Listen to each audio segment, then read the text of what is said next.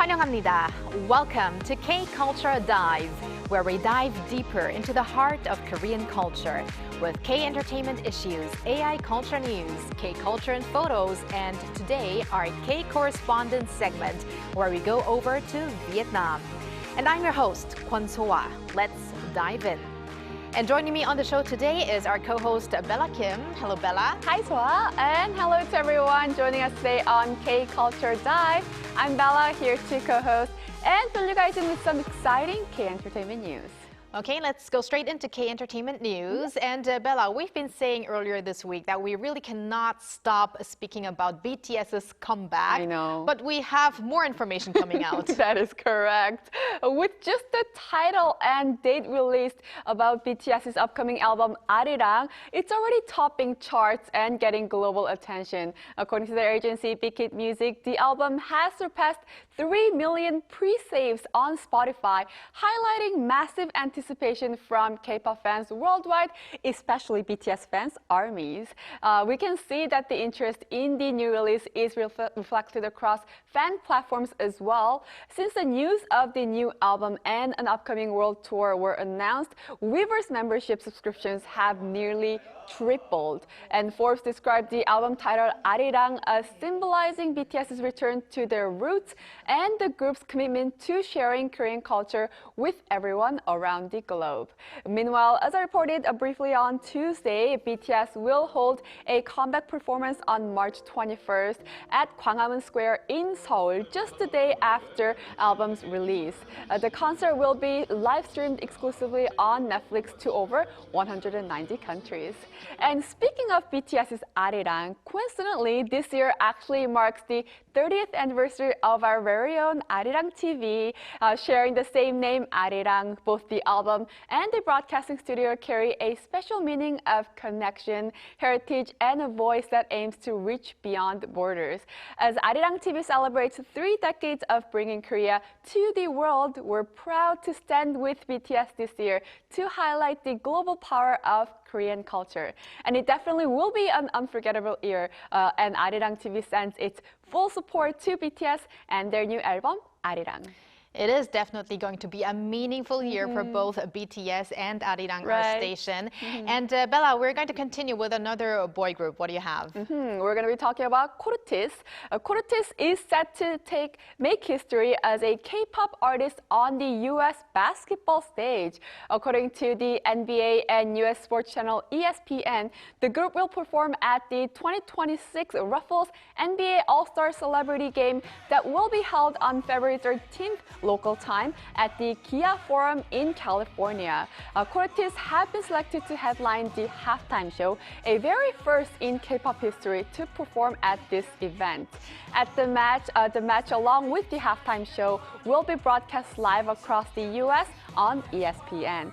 And the NBA All-Star Game is a globally anticipated match that brings together former NBA players, Hollywood stars, and also renowned musicians. K-Correspondent were previously selected as friends of the NBA and are also currently active in promoting the NBA. Excited to see these familiar faces on one of the biggest sports stages in the U.S. So go, Cortez, go, just like their song. I know. And let's end today, K-Enter, with a film that we have been anticipating. That's right. The upcoming Korean film Human is set to kill 2 birds with 1 stone as it mixes spy action and emotional romance. The film held a press conference earlier this week attended by director Yoo Seung-wan and actors Jo In-sung, Park Jung-min, Park Hae-jun, and Shin Se-kyung. Director Yoo emphasized at the press conference that the film balances action and emotion, saying that character relationships are key. Human is set in Vladivostok, where both secrets and truth are revealed by the ICC. And the film is filled with intense action, but also adds emotional depth with a romance between Park Jung-min and Shin Se-kyung. So something to look out for. And Human opens in theaters nationwide on February 11th, just in time for Lunar New Year holiday here in Korea.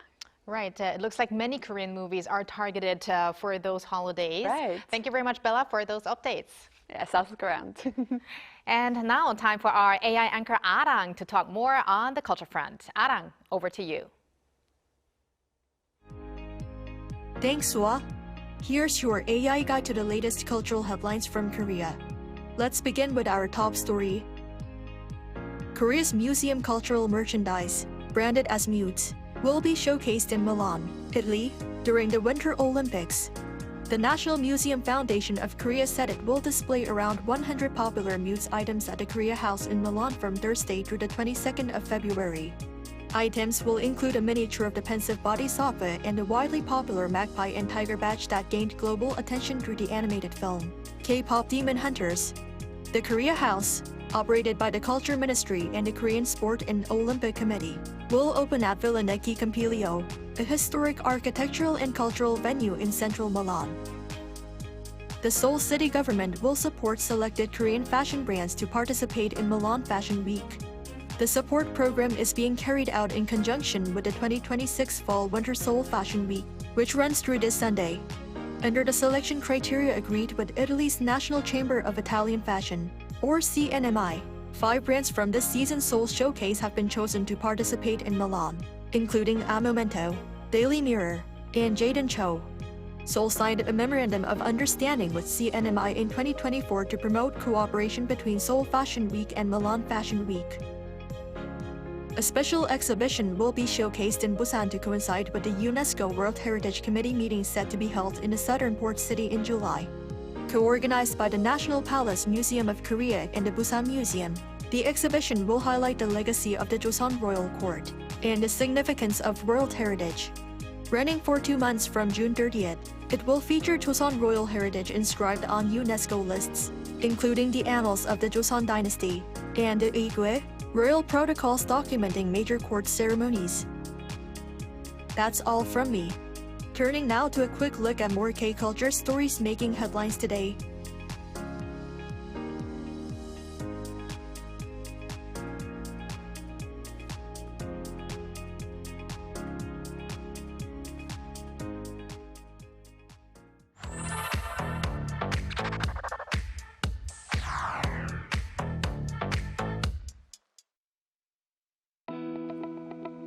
Through a single photo at a time, we take a closer look at culture in Korea. This is K-Culture in Photos.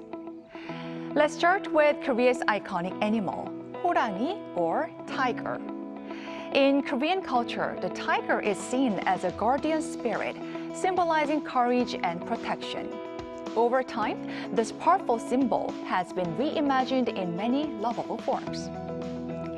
Here on the screen, you will see Hodori, the mascot of the 1988 Seoul Olympics, followed by Suhorang from the 2018 Pyeongchang Winter Games, both welcoming the world with friendly smiles.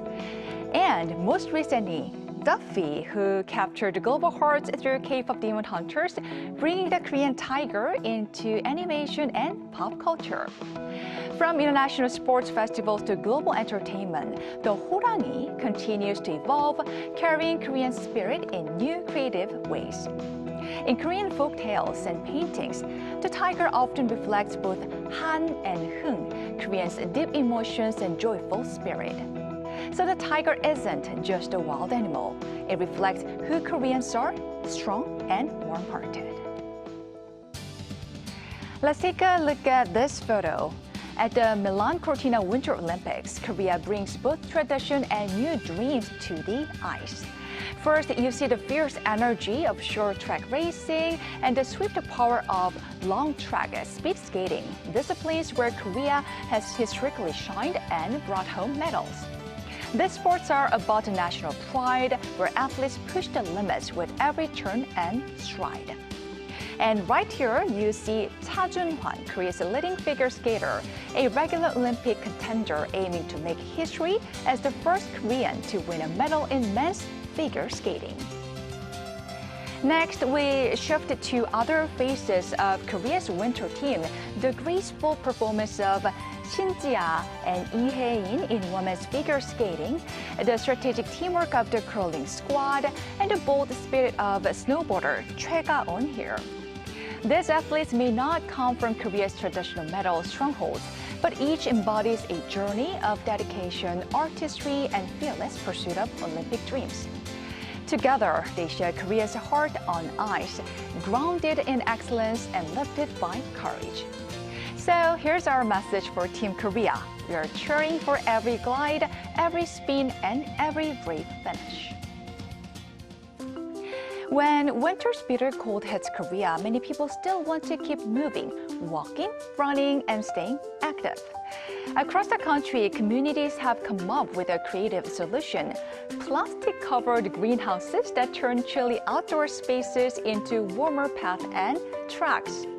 Here inside a greenhouse at a flower nursery in Arirang, people walk barefoot among vibrant blooms, enjoying a gentle escape from the freezing temperatures. And in other greenhouses, runners keep up their pace on covered tracks, where the air feels noticeably milder than the winter chills outside, letting them train without giving up their outdoor routine. From barefoot path to greenhouse running tracks, Koreans are finding warmth, community, and joy in movement even in the heart of winter. Let's now talk about kim, Korea's beloved dried seaweed that's found on tables here every day. Once a humble side dish, kim has become a global sensation, with Korean seaweed exports hitting record heights as people from the United States to Europe and beyond embrace it as a healthy, delicious snack. Here on the screen, you will see the many faces of kim. First, kimbugak, the crispy deep-fried seaweed snack, and shredded seaweed toppings that are loved by people abroad as well as at home. And of course, there's the classic kimbap, triangular kimbap, and the simple joy of just wrapping warm rice with seaweed, especially salted seaweed. It's comfort food that connects people to Korean taste and hospitality. So now, from horangi to heroes on ice, from winter walks to kim on warm rice, these moments show how Korea shares its spirit with the world.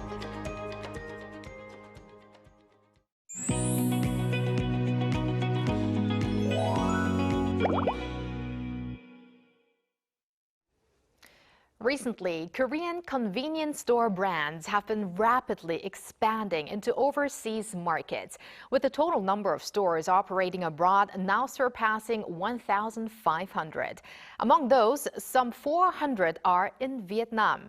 Through localized menus and store operations, they have become part of everyday life for Vietnamese consumers. Today, we connect to our K-Correspondent An Tu Wendy, a Vietnamese content creator, to talk about K-convenience stores and their appeal in Vietnam. Hello, Wendy. Hi, Wendy. Hello, thank you for having me. Thanks for joining us. So first and foremost, Wendy, you are connecting with us from Hanoi, but I heard you study in Korea. So tell us a bit about yourself and your connection to Korea. Yeah, that's true. I'm Thu and I'm from Vietnam, but I go by Wendy, so you can call me Wendy. I'm actually pursuing my bachelor degree at Yonsei University, and this spring 2026 semester, it's going to be my last semester.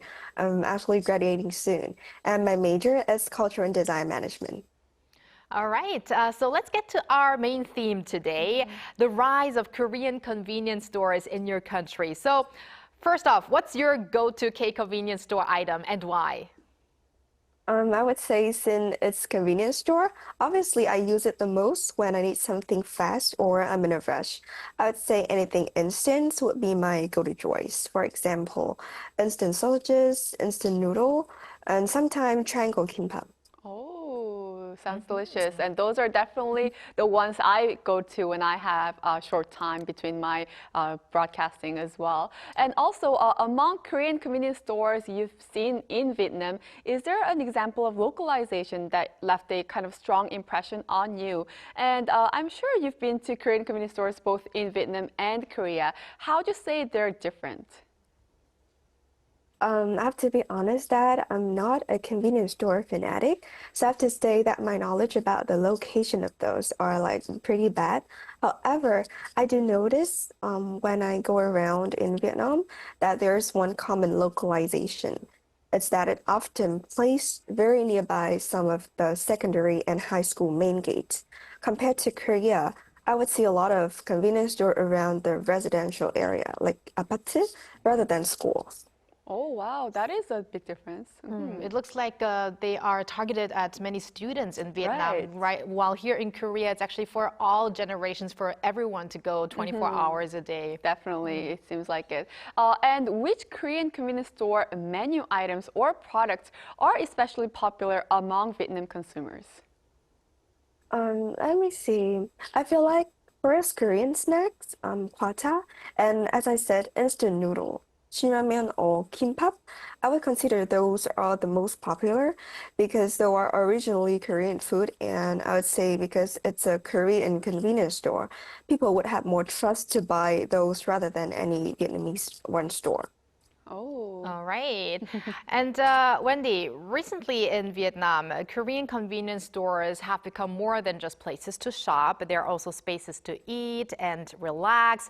So, from your perspective, how has convenience store culture in Vietnam changed compared to the past? And has that culture actually changed with the arrival of K convenience stores? I would say that's very true. I think for this question, I can answer really well because from my point of view, as someone who has been living in Vietnam for the entire 18 years of my life before college in Korea, the concept of hanging out and eating in the convenience store, it has never been a common thing before the point I went abroad. And the concept of convenience store has always been more like a small type of mart than a store. It's a place where people purely go there and shop for things when they need, and that's all. This is what the Vietnamese parents always told us when we were young. We have a house. Why do you have to eat at a mart? That's how it used to be. And this is from my personal experience. But I do go back to Vietnam every summer and winter break. And I was so surprised on my own when I see so many convenience stores pop up gradually. And yeah, like you said, people start eating and hang out. They're like what I literally see daily in Korea, which really shocked me because this has never been culturally popular in Vietnam. And I feel like that's such a big change within my culture. It's really interesting to see how convenience stores can change daily life I and know. also culture itself. Definitely. And since motorbikes are a primary means of transportation in Vietnam, one Korean convenience store's motorbike drive-through service has drawn a lot of attention. That's actually something I haven't even seen in Korea. So have you personally used it or seen others use it around you? And what has the local reaction been like? Actually, I have to say I've never seen or heard about it. Maybe it's just because I'm not very catch up to the news. But I feel like this is such a cool concept when I heard about it because especially busy people, they can make use of it. I feel like if it were introduced like widely into my society, it's going to be the next big thing and it might shift consumer patterns too. Maybe because they haven't launched this for a long time yet, you Right. might have not came across to it. But I think it is a great idea, and that is really a very good idea of localization. Because in Korea, we do have more drive-throughs when it comes to cars. As you Right. said, Bella, I haven't yet seen any motorbike drive-throughs. Right. And also any drive-through with convenience store I haven't seen in Korea. Right. Right? We usually have those at coffee Like cafes, shops. yeah, exactly. Yes. Coffee shops, but none of with convenience stores. But I would love to see it here as well. But you don't drive a motorbike, Bella, do you? But like a drive-through, like a regular drive-through here. Okay. And Wendy, this is an impromptu question, but first off, why do you think K-food and Korean convenience stores have taken root so quickly in Vietnam? And are there any Korean food items or trends that you think will become even more popular there in the future? I feel like the K food, Korean food, has always been popular in Vietnam, as we have pretty common culture. And as I live in Korea, I always thought that, oh, if the concept of Korean convenience store come to Vietnam, it's gonna be a thing, because it really fit in the living habit of the youngster, especially like the high schooler, as I mentioned before. And as we all see, it already made a footprint within the society. And now, for the trends.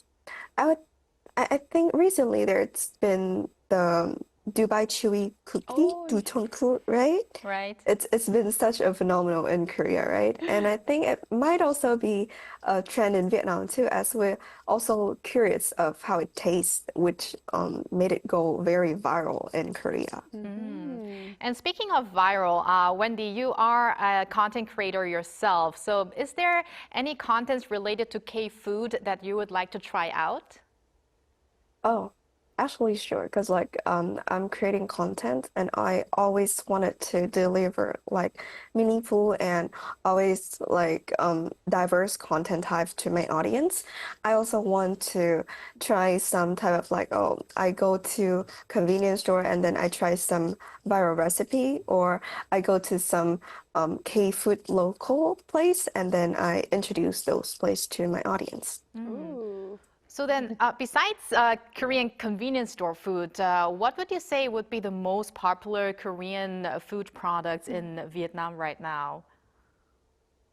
I would say the most Korea thing, the most Korean food, when I mention to all of my friends here in Vietnam, I would say tteokbokki, Oh, because it also tastes pretty good, according to all of my friends. oh, tteokbokki is my Actually, favorite yes, food, and we Bella had and it. I, we just had We just had tteokbokki it here for lunch. Oh, for really? lunch. So do they also deliver a lot of Korean food in Vietnam? Actually, they do. I feel like gradually, time by time, like a lot of stores in Vietnam, either run by Korean or even run by Vietnamese, they specialize their food as Korean food, and a lot of them taste pretty much the same like what I ate in Korea, and that also shocked me of how it really scripted into the culture. And finally, before we let you go, Wendy, what's the next K food you're going to get at the convenience store? I would say I'm personally really like instant sausages. So that's also what I get the most when I go to convenience store, and I think I'm gonna get it. Okay, because they have a variety of those, a lot of different tastes of those Definitely. sausages these days. Well, Yeah. thank you very much, Wendy, for connecting with us today. We're going to look forward to more of your contents related to Korea. And yeah, keep in touch. Thanks. Thank you, Andy. Thank you so much for having me. And thank you, Bella, as always. What we talked about, Wendy, is making my mouth water a lot. I know. So maybe we're going to head to the next convenience I store know. after the broadcast. Definitely. And I'm going to see you back here next week. Yes, I'll see you back next week. Thanks for watching and your interest in everything K-culture. Please tune in again tomorrow, 2 p.m. Korea time. Keep diving.